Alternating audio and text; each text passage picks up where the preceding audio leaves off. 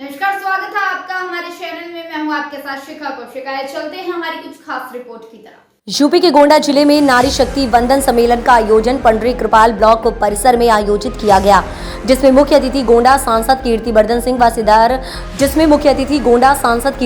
सिंह व सदर विधायक प्रतीक भूषण सिंह पहुंचे। कार्यक्रम में मुख्य अतिथि का माल्यार्पण स्वागत किया गया। सांसद व विधायक ने कार्यक्रम का उद्घाटन किया। कार्यक्रम में सरकार द्वारा चलाई जा रही विभिन्न योजनाओं के लाभार्थियों को सर्टिफिकेट, घर की चाबी वितरित की गई।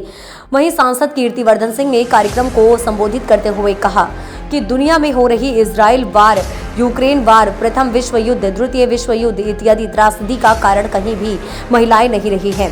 महिलाएं आगे आई होती तो इन परिस्थितियों से बचा जा सकता था। विश्व में हो रहे नरसंहार को रोकने के लिए महिलाओं को जागरूक होना पड़ेगा। राजनीति में महिलाओं की सहभागिता हमेशा से रही है। इसी कड़ी को मजबूत करने के लिए महिला आरक्षण बिल को भाजपा ने खासा महत्व दिया और नारी शक्ति पर विशेष बल दिया। महिलाएं अपनी शक्ति को पहचान कर आगे आएं तो परिवार, प्रदेश, देश व विश्व उन्नति करेगा और विश्व में शांति कायम रहेगी। आजकल दुनिया में जहाँ जहाँ रही है, चाहे रशिया यूक्रेन की बात करिए, चाहे इजराइल की बात करिए, उसके पहले बड़े बड़े यहाँ पर युद्ध हो चुके हैं। फर्स्ट वर्ल्ड वॉर, पहला विश्व युद्ध, दूसरा विश्व युद्ध, और न जाने कितने पिछले सेंचुरी में, शतक में इस दुनिया में न जाने कितना नरसंहार हो चुका है। और अगर आप ध्यान दीजिए तो जहाँ भी हो रहा है, यहाँ कहीं भी किसी महिला ने नहीं चल रहा। आप लोग समाज के वो रंग हैं जो हर पीड़ा को समझते हैं, हर पीड़ा का देखा जाता है और हर पीड़ा का महसूस ही नहीं। हमका पूरा विश्वास है कि जिस दिन हम केवल अपने देश का बात नहीं करेंगे, हम पूरे विश्व का बात करेंगे। जिस दिन विश्व की महिलाएं आगे बढ़ चढ़कर राजनीति में आने लगेगी, उस दिन से ये जो हमारे विश्व में जो मार काट मची है वो खत्म हो जाएगी। शुरुआत की थी राजनीति से कि राजनीति का जब से आपन देश आजाद हो उससे पहले अगर हम लोग लक्ष्मीबाई जी के नाम लेंगे या और भी तमाम हमारे यहाँ वीरांगनाएं अपने देश में रही हैं, जिन्होंने कहीं ना कहीं इस देश को आजाद करने के लिए, आतंकवादियों से लड़ने के लिए, अत्याचार के खिलाफ उन्होंने लड़ाई छेड़ी। और उसके बाद आज जैसा हम लोग के देश आजाद हो, एक बराबर हिस्सा आप लोगों पे रहा। लेकिन दुख इस बात का कि चुनाव के बाद जो हम लोगों के लिए जो भी सरकार बनती है, जो अपने समाज का इतना बड़ा हिस्सा है, उसके लिए जो सोच होनी चाहिए वहाँ कहो ना कहो बहुत बड़ी कमी है। आज हम उनका खुशी होगी जब हम लोग माननीय प्रधानमंत्री जी द्वारा संचालित योजना है, भारतीय जनता पार्टी के सरकार द्वारा संचालित योजनाओं को हम लोग के लंबा लिस्ट हम लोग भेजे गए, तो एक बहुत बड़ी खुशी होती है।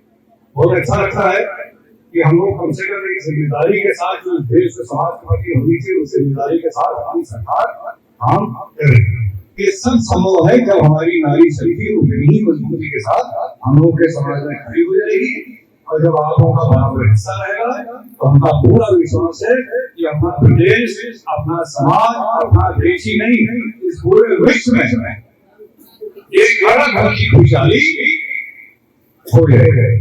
स्वामी प्रसाद मौर्य ने एक बार फिर सनातन पर हमला किया। ये किस तरह का माहौल बनाया जा रहा है? उन्होंने माँ लक्ष्मी को काल्पनिक बताया है। देखिए, कौन लोग हैं? स्वामी प्रसाद मौर्य जैसे लोगों के लिए मैं कुछ नहीं कहना चाहता हूँ। उनकी अपनी अपनी विचारधारा, अपनी अपनी सोच, लेकिन मैं ये जानता हूँ कि इस तरह के बयानों से हमारा समाज और मजबूत होता जा रहा है। हमारा समाज ऐसे विनाशकारी ताकतों और आपस में तोड़ने वालों से सतर्क होता जा रहा है और हमारा समाज, हमारा वोटर ये जान रहा है, उसकी आंख खुल रही कि ये लोग कैसे लोग हैं, इनकी सोच क्या है और जिस ताकत के लिए, जिस पॉलिटिकल ताकत के लिए लोग इतने लालायित है, वो डिजर्विंग है कि नहीं, इनके हाथ में अगर चला जाएगा तो क्या होगा इस समाज का, इस प्रदेश का, ये सबके नजर में आ रहा है। और ऐसे लोगों से हमारी समाज, हमारी जनता और भी अब भूपेश बघेल जिस तरीके से महादेव आयब घोटाले में फंसे हैं, वो कह रहे हैं कि मुझे क्लीन चिट मिल गई है जांच से पहले ही। देखिए, कौन, मैं नहीं जानता हूँ कि भूपेश बघेल जी कितना दोषी कितना नहीं दोषी वो तो अदालत तय करेगा, लेकिन कौन ऐसा जो कानून तोड़ता है, कोई ये स्वीकार करता है कि हमने कानून तोड़ा, सभी अपने आप को दोष बताते हैं। उसके लिए न्यायालय है, उसके लिए तमाम जांच एजेंसियां हैं, वो तय करते हैं कि क्या आरोप सत्य है असत्य है क्या है। नीतीश कुमार का बयान बड़ा चर्चा में रहा, महिलाओं को लेकर क्या कहना चाहेंगे उस पर आप? देखिए, मैंने बहुत पहले कहा कि लोगों की अपनी अपनी विचारधारा, उस हिसाब से लोग बोलते हैं, उनकी अपनी अपनी मानसिकता रहती है, अपनी अपनी विचारधारा रहती है, अपना अपना स्टैंड रहता है, वो अपने हिसाब से बोलते हैं। हिटलर ने कभी अपने आप को नहीं कहा कि मैं गलत था। जनगणना को लेकर अब मांग की जा रही है और राहुल गांधी का आरोप है कि पीएम मंच से कहते हैं कि मैं ओबीसी हूं और जातगढ़ जनगणना से बच रहे हैं, कैसे देखते हैं इसको? देखिए, विपक्षी पार्टी का काम है आलोचना करना, वो आलोचना करेंगे, चाहे आधार हो चाहे बिना आधार के, उनको करने दीजिए अपना काम। सांसद जी जनगणना के पक्ष में आप हैं, आपकी सरकार है। देखिए, मैं हर उस पॉलिसी, उस योजना, उस कदम के पक्ष में हूँ जिससे हमारा समाज, हमारा देश आगे बढ़ सके। मैं हर ऐसे काम के लिए पक्ष। सांसद जी, आपको सुप्रीम कोर्ट में पार्टी बनाया गया है गोंडा में विश्वविद्यालय स्थापना को लेकर के, 7 विधायक और 2 सांसद हैं, क्या कहेंगे इसको लेकर के आप? देखिए, किसी भी पुरस्कार के लिए अगर हम लोग पार्टी है, मैं पार्टी, तो मुझे अच्छी बात है मेरे लिए। हम लोग तो उसकी लड़ाई लड़ ही रहे कि गोंडा में विश्वविद्यालय है। आखिर जब प्रगतिशील गठबंधन हुआ था वहां पर बुंदेलखंड में, उस समय 7,000 का पैकेज दिया था सिंचाई और किसानों के लिए, तो उनका आरोप है कि इसको बीजेपी के लोग खा गए। सत्य करे, पहले बताए तो कहाँ कौन खा गया, कैसे खा गया, कब आया था। हवा में तो कोई भी आरोप किसी के ऊपर भी लगा सकता है।